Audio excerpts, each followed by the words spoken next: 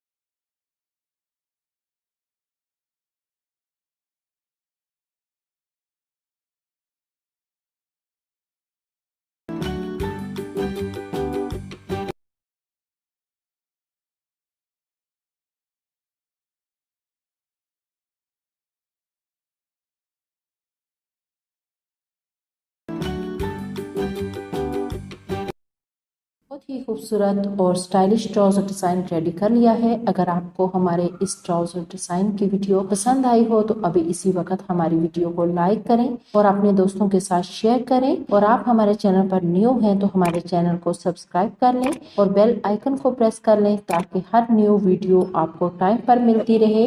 और हमें हमारे दूसरे अकाउंट्स पर भी फॉलो कर लें और घर पर आप लोग हमारे इन ट्राउजर डिजाइंस को ट्राई किया करें और हमें फीडबैक जरूर दिया करें और अपने डिजाइंस की पिक्चर हमारे इंस्टाग्राम पर हमसे शेयर करें और हम ये अपनी स्टोरीज और यूट्यूब वीडियोस में ऐड करेंगे। जिंदगी रही तो इंशाल्लाह नेक्स्ट वीडियो में मिलेंगे।